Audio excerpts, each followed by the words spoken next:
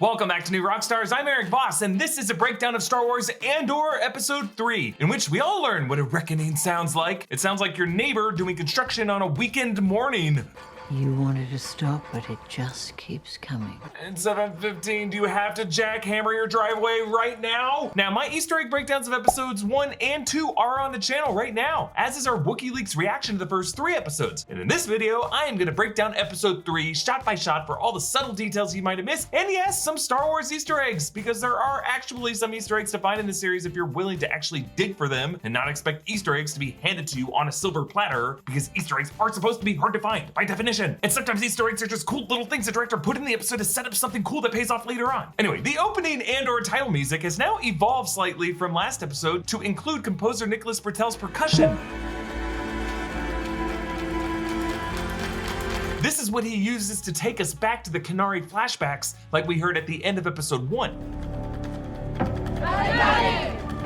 Then we cut to a shot peering from darkness at an octagonal hatch. This is a popular type of framing, like Jordan Peele's Nope opens this way, and you may remember the final shot of Lost Season 1 when the camera drops down into that hatch. Actually, this octagon is giving me major Dharma Initiative PTSD, but you know, that's just me. I know, I'm cuckoo. Or even Shawshank Redemption, when the warden discovers the hole behind that poster. This type of framing is often meant to show dangerous discovery, as if characters are crawling down the lens of the very camera we're shooting this through. And as they descend into this darkness, their worlds will be forever changed. The latter rungs on the left tell us that this hatch was supposed to be vertical, but the ship has rolled on its side. Cass's shoes are stuffed with rags so that they'll fit better. Really, all these kids' clothes seem scavenged from others, suggesting that they might have been the kids of the workers who died in that pit's mining disaster, whatever it was. The crew of the ship has yellow skin from the poison yellow gas that caused this crash. Their uniforms are marked with the separatist hexagon sigil, so again, these guys seem to, at least based on their clothes, have wanted to show some allegiance to the Confederacy of Independent Systems during the Clone Wars. Or maybe they're not separatists, I'll get into why later. Cassian sees his reflection on the glass surface, perhaps the first time in years he has seen his reflection, flooding him with memories from before he was an orphan, also suggesting that the kid has never looked in a friggin' puddle. Yet when he strikes the surface, the scene edits to the present day Barrick scrapyard, making it look as though Cass's staff caused the ship's bulkhead to drop off. Concept art suggests this is part of a Republic Venator class Star Destroyer, so Barrick's function is to disassemble Republic era spacecraft for parts to repurpose for the Imperial fleet. I just love the attention to detail in these wide shots. Each of the workers on the scaffolding,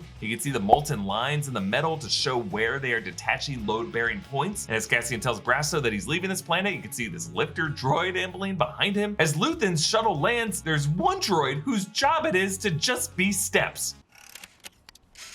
Oh my god. Now at this terminal are a few protocol droids with red and yellow plating matching the shuttles and much of the wardrobe on this planet. As Luthen strolls into town, there's one doofus who just hops off a 2-foot ledge. I don't know, maybe he was expecting that stair droid and he panicked and freaked out and turned into like an NPC. Luthen connects with Bix. More enforcement put out a bulletin last night for someone meeting Cassian's description.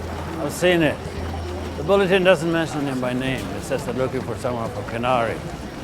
His Imperial prison record says he's from Fest. Yeah, so it sounds like Luthen has definitely done his homework on who Cassian is and what his background really is, suggesting that he may have had his eye on Cassian for quite some time. The Primor docking ship arrives from hyperspace and immediately releases 3 tac pods to the Barrick's surface. No time at all spent between that hyperspace arrival and the tac pod release, because Mosk and Karn do not want to waste a second. B2EMO rolls down the street and a passing cart wipes the frame to a flashback of a younger, newer, more polished B2EMO who doesn't stutter in this past. Airborne concentration minimal, no detectable gas toxicity. A younger Marva and her partner Clem sabotage this ship in order to steal some console units and fuel modules, and they find young Casa destroying a lot of that. He speaks some Kenari at them. He doesn't understand you. Now, my buddy Tommy actually spoke to Fiona Shaw about the Kenari language, and she revealed that it was a real language with functional grammar that the child actors all had to learn, and that the adult actors were deliberately not told what any of it meant. In your script, did they give you an idea of what Cassian was trying to communicate to you? Was there language in there, or was it always just kind of supposed to be built up that you guys didn't have a common understanding? Well, what's astonishing is that it is a language. They did write a language, and the language has a grammar. I don't understand it because I'm not sorry, but they did use a language that they invented. And so it's a future language with bits of other languages that might have concurred into the future and become a language. No kidding. B reports. Republic frigate approaching. So confirm this is during the Clone Wars, making it even more weird that the records in episode 2 would label Kenari as an Imperial mining disaster. So something else must have happened on this planet at a later point in history. Now above the tac pod door that drops down is Orbesh translating to caution, and notice how Karn gets his stink face from the worker, and he actually does a double take to see that worker still stink facing at him. This is really his first encounter of a local absolutely hating his presence. Tommy also spoke to actor Kyle Solar, who said that he took inspiration from troopers from real world history between the world wars, who got swept up in these political movements, perhaps referring to the Nazi brown shirts who would patrol streets overzealously just like his character does. I did look in between the world wars about people who were committed to or swept up, you know, in a cause, for a belief system that, you know, it starts out quite innocent, maybe quite, you know, natural, and then all of a sudden something happens where you didn't realize you'd crossed the line. Now back in the flashback, Marva and Clem argue about whether to bring Casa with them. B, get me the drowser. No, Mother, no. Shut up, Clem. He's got people here.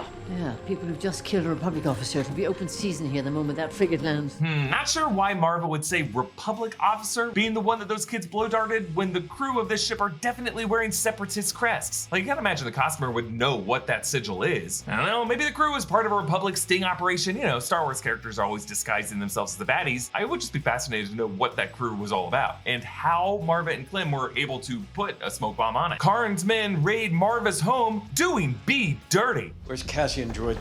Mama Marva! Pull his power supply. No! Don't let them scare you, B. They can't do that.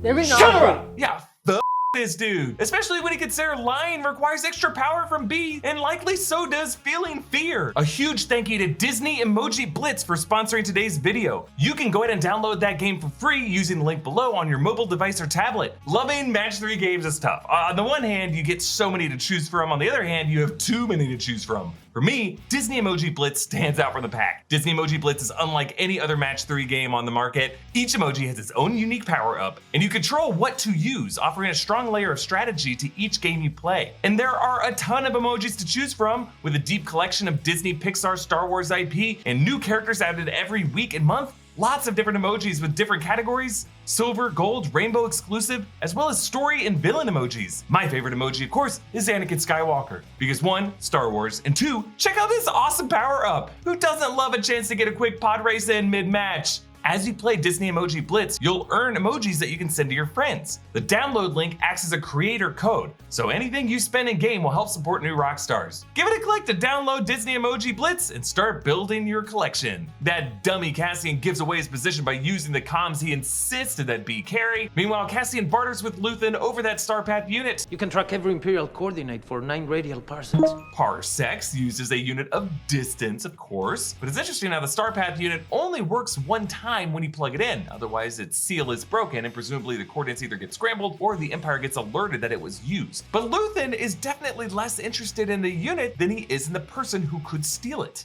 I went in and got this myself. How?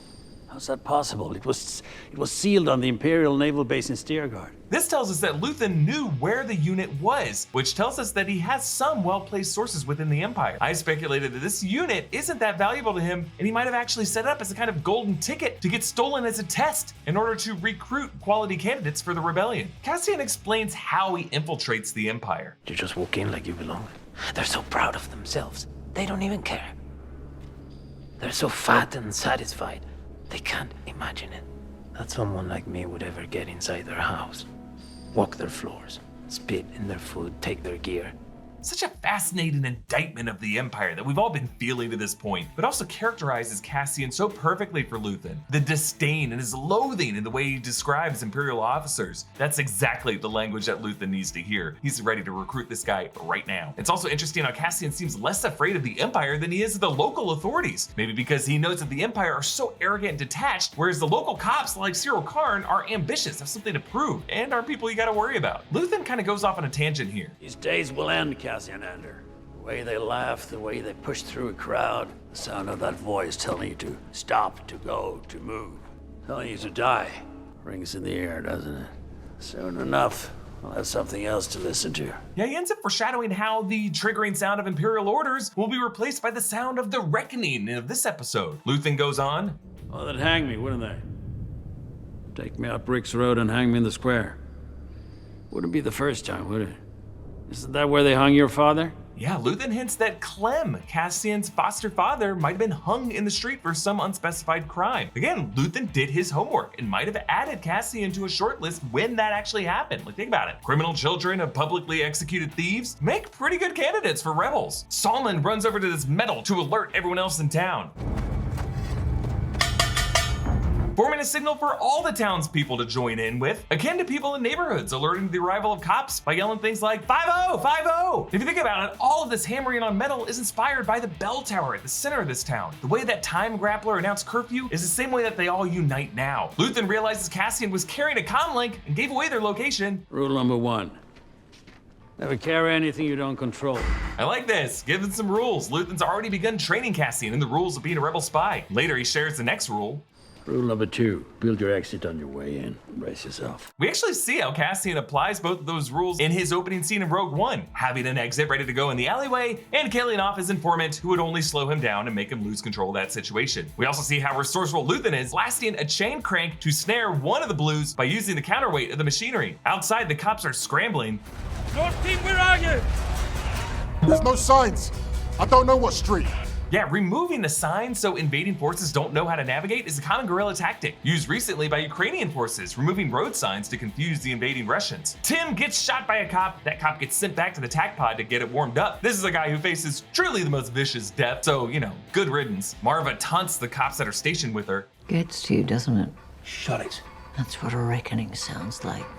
You wanted to stop, but it just keeps coming. I told you to shut up. During this, we see Brasso walking away from the TAC pod and removing his gloves, indicating that he was the one who sabotaged it. Notice later, he actually uses one of the cables that he and the other workers were tugging out of the piece of heavy machinery in the earlier scene at the beginning of the episode. So this way, anyone could argue that the Pre-Mor guys just stupidly parked their TAC pod on a scrap field and didn't pay attention to what they were parking on and could have gotten entangled in. The perfect crime. Marva goes on. It's when it stops.